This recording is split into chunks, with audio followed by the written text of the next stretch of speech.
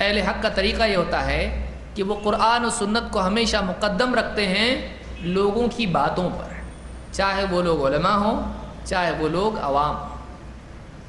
سارے کے سارے علماء کسی چیز پر جمع ہو جاتے ہیں، اس کو تو ہم بھی تسلیم کرتے ہیں، اس کو کیا کہتے ہیں؟ اجماع، آگے آئے گا وہ۔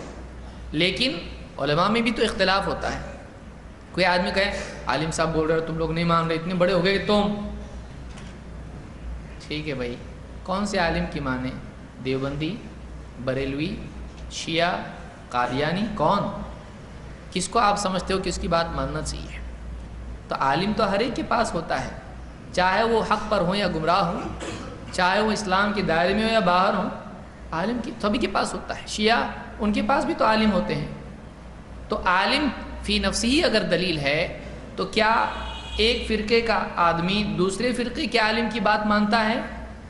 بھائی ایک دیوبندی بھائی ہمارا کوئی ہے، وہ بریلوی کی مانتا؟ وہ بریلوی عالم بولے عالم صاحب بول رہے ہیں، بولے ہمارے عالم نہیں ہیں۔ اچھا، معلوم ہوا ہمارے اور تمہارے بھی عالم ہوتا ہے۔ تو اگر آپ کہتے ہو کہ عالم کی بات دلیل ہوتی ہے، یہ بھی تو عالم ہے، تیرا بھی عالم عالم، اس کا بھی عالم عالم، تو اس کی نہیں مان رہا اس کی، یعنی تو عالم نہیں ہے پھر بھی تو عالم کو کیا کر رہا؟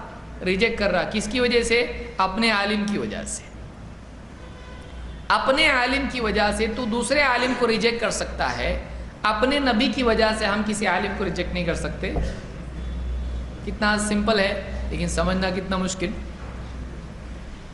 آپ ایک عالم کی وجہ سے دوسرے عالم کو آپ نہیں مان رہے، ہم اپنے نبی کی وجہ سے کسی عالم کی بات نہ مانیں تو کیا عجیب ہے؟ بڑا کون ہے؟ نبی کے عالم؟ سوچنے کی چیز ہے۔ بولے عالم ان کو نہیں سمجھتا کہ تم کو کیسے سمجھتا؟ ہم وہی تو ہم بول رہے، پھر وہ بھی تو عالم ہے نا۔ بولے ہمارا نہیں نا، لیکن تو تمہارا نہیں ہے، کون بولا تمہارا نہیں ہے؟ وہ بھی حنفی ہے۔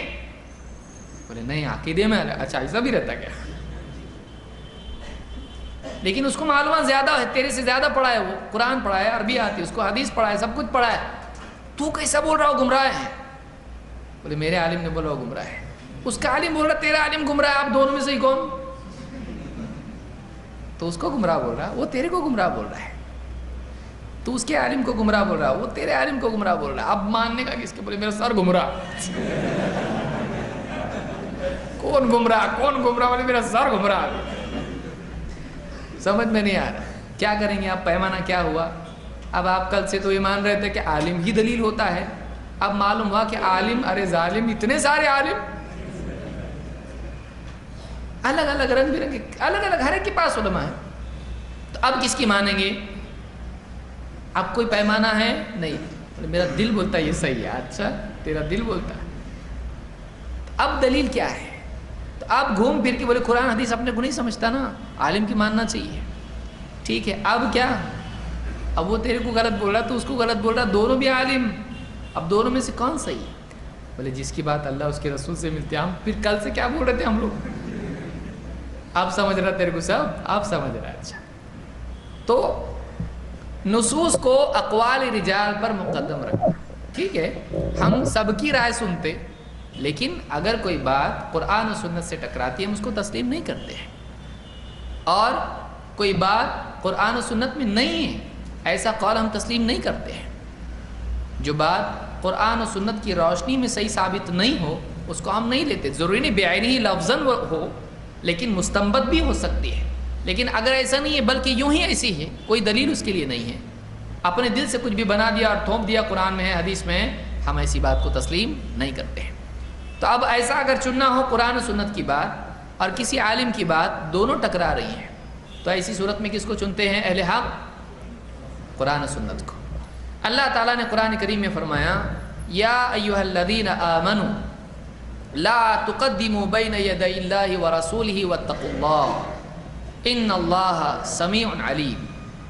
اے ایمان والو، اللہ اور اس کے رسول سے آگے مت بڑھو،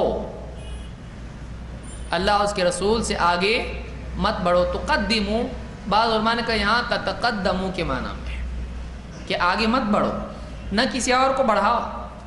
لا تقدموا بین یدی اللہ ورسولہ واتقوا اللہ، اللہ سے ڈرو۔ ان اللہ سمیع علیم، اللہ تعالیٰ سننے والا، جاننے والا ہے۔ اس آیت کی تفسیر میں سورہ الحجرات کی آیت نمبر 1 ہے۔ ابن عباس رضی اللہ